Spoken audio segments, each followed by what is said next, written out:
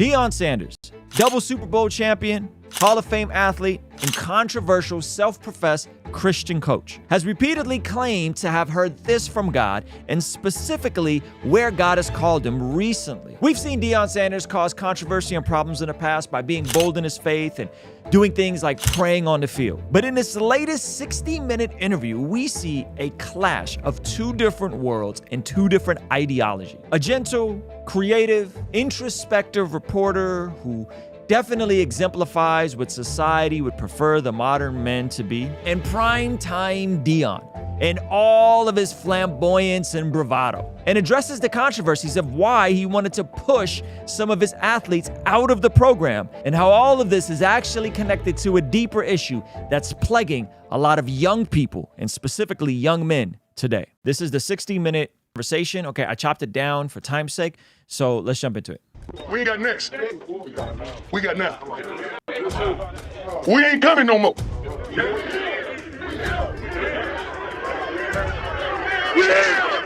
This was the scene in the locker room 2 weekends ago. Give me my theme music. Give me my theme music. You got to admit, I listen. I like the bravado, especially in the context of sports. Like, I like it, but this is deeper than just bravado. I promise you. Before the Colorado Buffaloes and their new coach, Deion Sanders, opened the season a 21-point underdog at TCU. Colorado was fresh off a 1-11 season. TCU was fresh from playing in last season's national championship game. With skill and will, the Buffaloes won 45-42 behind their star quarterback, Shedeur Sanders. So that's his son, who's the star quarterback. Now, here's something interesting to consider. This team had a losing record the previous season. Deion Sanders takes over. First 3 games, they win. And this is against the team that was in the championship the previous year. So he's instantly turning this program around. That's getting him into some trouble we're going to get into in a moment. But the real focus, as ever, was on Shedeur's 56-year-old father. It was his first win as coach of a Power 5 school, the highest level of college football. Interest compounded last weekend when the Buffaloes played before the biggest home crowd in 15 years and beat rival Nebraska. This weekend, both Fox and ESPN dispatched their pregame shows, The Rock included, to Boulder. Then the Buffaloes rallied late to beat Colorado State in a double overtime thriller. Okay, so they're crushing. Bottom line is the Buffalo team that he took over is crushing. Everything is going good. 3 games into the season, the foothills of the Rockies mark the unlikely epicenter of an entire sport. It's too early to quantify the full prime effect, but merchandise sales up 819% from last season. Instagram followers up more than tenfold. Season tickets sold out. Sanders might be the ideal coach for these shifting times in college football. Another son, Deion Jr., is part of the army of videographers filming the team nonstop for YouTube and an upcoming docuseries. So everything is going up. Numbers are going up. They're documenting this stuff. His sons are with him. Incredible year for him. Okay, so once he starts getting into the faith aspect of this, I think this will shock you. This team won 1 game last season. Is that, in a way, a point of appeal? God would relocate me to something that was successful. That don't make sense to it. He had to find the most disappointing and the most difficult task. And this is what it was. And this. God would not relocate me to something that wasn't difficult. Okay, so last year he wins the championship with an HBCU school and then moves on to this school with a losing record. Okay, and he's saying here that God would not relocate him to do something easy. This instantly made me think of this Bible verse, right? Romans 5:3-4-5. Not only so, but we also glory in our sufferings because we know that suffering produces perseverance. Perseverance, character, and character, hope. And hope does not put us to shame because God's love has been poured out into our hearts through the Holy Spirit has been given to us. I love this verse, and I love the fact that what this is talking about is that it's not always about easy things, okay? If you do what is easy, life will be hard. If you do what is hard, life will be easy. In this situation, Deion is saying, hey, man, God's not going to put me in a situation where everything is peaches and everything is easy. I just went down a rabbit hole of a bunch of doctors reacting to Deion's foot issues and him having multiple toes amputated because of his career in professional sports. It's dark. Like, this dude's definitely gone through some things, right? So the fact that he's able to come out and have this level of energy, have this level of charisma and optimism, and completely transform entire organizations, I think says a lot to what he is operating under, okay? And again, this isn't an endorsement of everything Deion's ever said and done and all the things. Just miss me with that, okay? But I think the macro idea here is pretty refreshing. Okay, so let's get back to this video. This wasn't dissimilar to what he told us last year, that God had called him collect to come to Jackson State University and elevate, yes, the football program, but also all HBCUs. Switch! He stayed 3 seasons, but the same night last December that JSU won the conference championship, Sanders announced he was off to Colorado to... So it's interesting that this reporter is kind of like, well, he's saying God wouldn't call him something, easy, but he also said that God called him to Jackson and to this HBCU and to elevate all HBCUs, and then he crushed it for 3 seasons, then he left. And it's like, well, yeah, he did his job. He did a great job. He went to the championship. He did what he was supposed to do. And then he turned it around and went on to the next opportunity that he had before him, right? So I think the way this is set up with this interview is so funny, and this reporter is definitely showing his hand, and it's going to come to a pretty tense conversation, okay, about Deion basically getting his entire old lineup of athletes out of there, okay? So we're going to get there in a second. And another Bible verse, so make sure you keep watching. climb another mountain. That'll do. Okay. He was less embracing of the incumbent Colorado players. At the first team meeting in December, Sanders encouraged players to enter the transfer portal, an open market for athletes to find new schools. I promise you, it's my job to get rid of them. And make He said, my job is to get rid of you. room for superior talent he planned to bring in. More than 50 players eventually transferred out. You got here and you didn't pull punches. So he said 50 players transferred out. I mean, how many people are on a NCAA football roster? It's not more than like 65 or 70. So the majority of players on that roster bounced. And so watch how this reporter presses him. You told some of these guys. Have I ever? You take a team that's won one game and you fire the whole coaching staff. So who did the coaching staff recruit? The kids. So he said, like, you fire the whole coaching staff, yet you still have 85 athletes. Thank you, chat, for letting me know it's 85 people on the roster. So if you got 70 to 85, 50 of those folks bounced. That's still the majority of people, students, bounced from this football team. And he's saying, look, it's not just the coaching staff, it's the people, the athletes. It's not just the staff, it's the athletes that are trash. So the kids are just as much to blame as the coaching staff. And I came to the conclusion that a multitude of them couldn't help us get to where we wanted to go. You told most of these guys, the more you jump in, the more room you're going to make. Those of you we don't run off, we're going to try to make you quit. Yeah. You made it very clear. Yeah. Now, if you went for that, if you were able to let words run you off, you ain't for us because we're old school staff. We coach hard. He said if you let the words of trying to run you off the team, if you went for that, you're not supposed to be here anyway. Coach Tuck, we're disciplinarians. Come on. So if you're allowing verbiage to run you off because you don't feel secure with your ability, you ain't for us. I love this. I think we need more of this. I think so many people are you're a snowflake, follow your heart. Oh, you're one of a kind. Oh, listen, if you're not cutting it, bounce. And if we feel like you're not cutting it, we're going to make it hard for you to bounce because we have an objective here.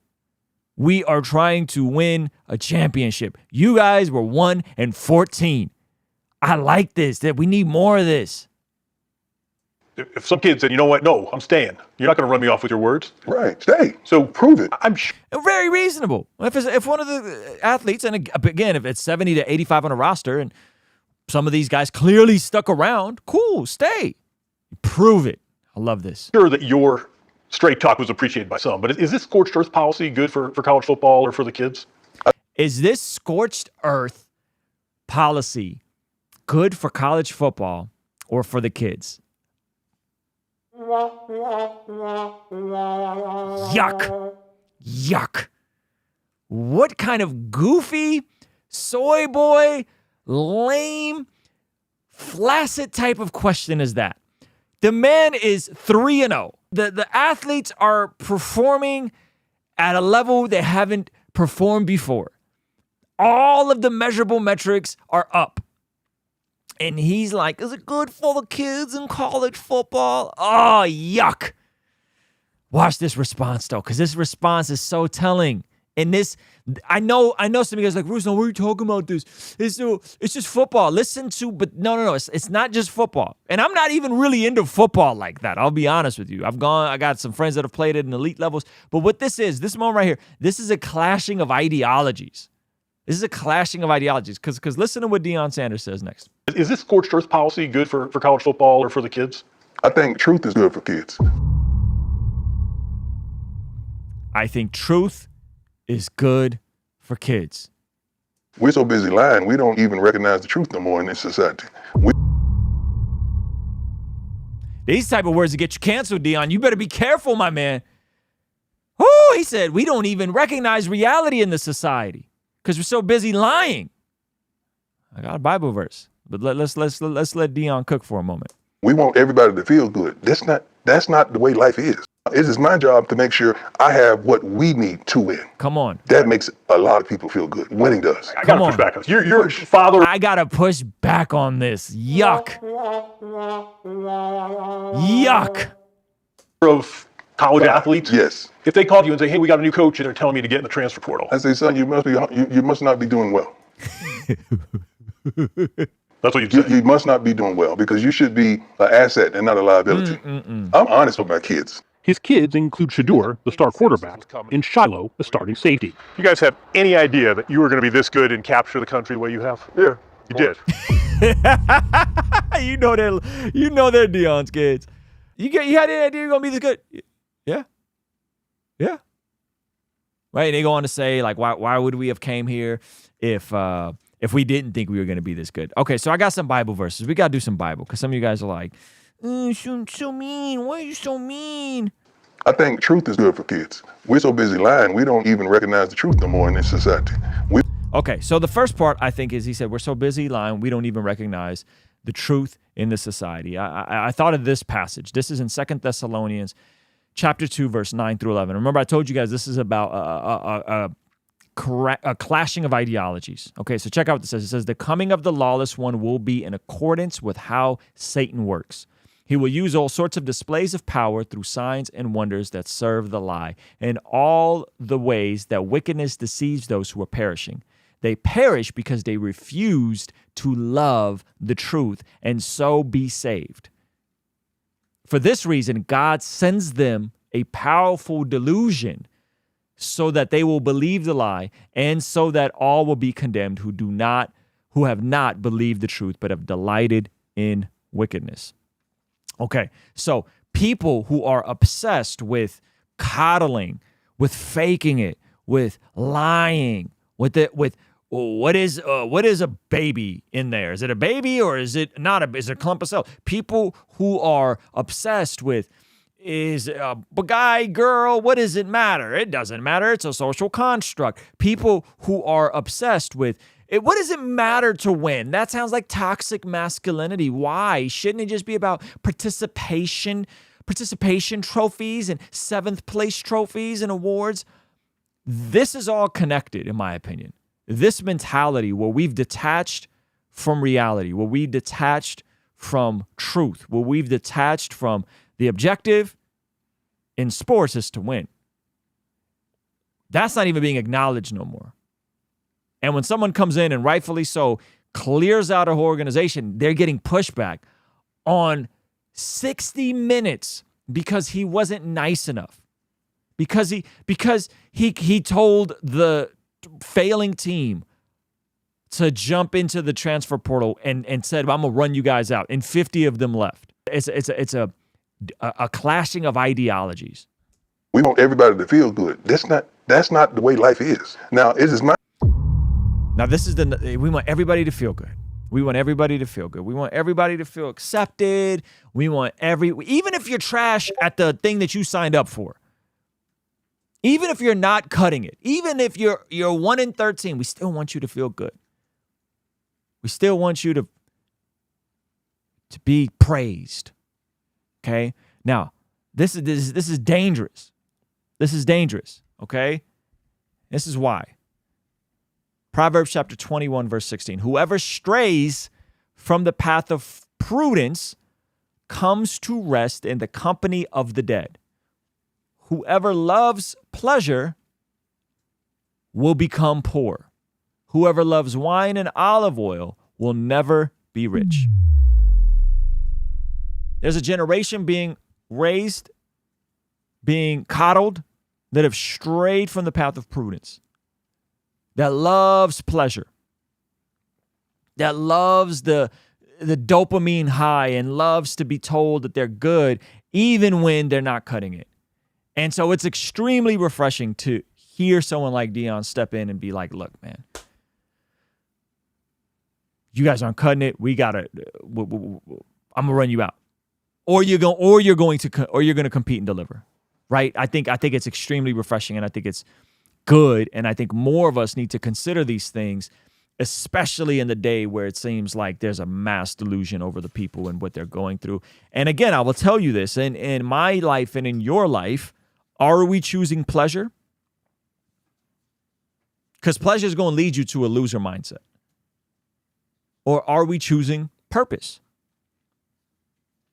Are we choosing God's purpose? Are we choosing the hard road? Because you know what? You know what's at the root word of disciple? Being a follower of Jesus, disciple. You know what's at the root word of that? Discipline. And so if you do what is easy and you just chase pleasure and you just chase dopamine and you just chase the easy way out, at some point your life's going to be hard. So I think Deion did those students a favor. Especially the ones that stuck around and were willing to rise to the level. If you do what is easy, life is going to be hard. If you do what is hard, down the road, life will be easy. Dave Ramsey says it like this: live like no one else today, so later you can live and give like no one else. So anyway, I want to hear from you guys. What do you guys think? Is Deion too harsh? Did he hurt too many feelings? Should he have been softer? Right? I think it's very appropriate. I think it's very appropriate. We see, according to the Bible, that prayer is extremely important in terms of us being transformed from the inside out when we get aligned with God's will. For the Christians watching this channel, I want you guys to implement these spiritual disciplines in your day-to-day life. And the only way I've been able to do this consistently is through writing down my prayers in a prayer journal that does a few things. One, it allows me to reflect and come to God humbly and ask him to move on my behalf. And two, it allows me to document my prayers, which ultimately help me remember the very things that I was praying for and see the hand of God tangibly in my life when he answers them. So I would urge you, consider writing down your prayers.